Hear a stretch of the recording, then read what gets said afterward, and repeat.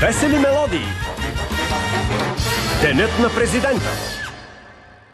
Щом снежинки валят и усмивки искрят, за мен този момент е най-щастливият на света.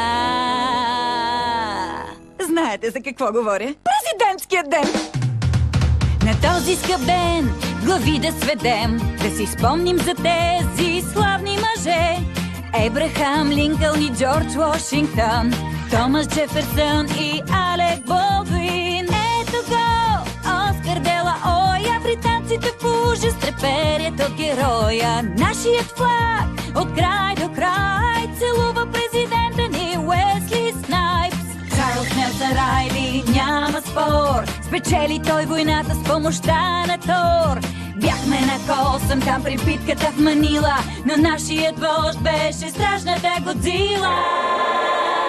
Благодаря, президент Годзила. Всички пред вас мълчим, о чуден мистер Ти и мисис Ти.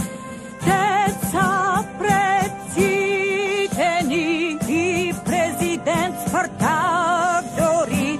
Той изсякал множество гори, за да имаме мекичка туалетна хартия. Добре, наистина е мека. А сега да поздравим един от най-великите ни президенти, президента Джонсън. О, не този. Не, съжалявам, не този. О, ето го и него.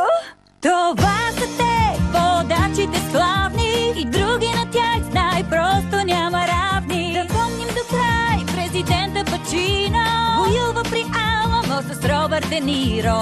Хайде с мен всички да танцуват, за жена президент нека всички да гласуват. Президентският ден.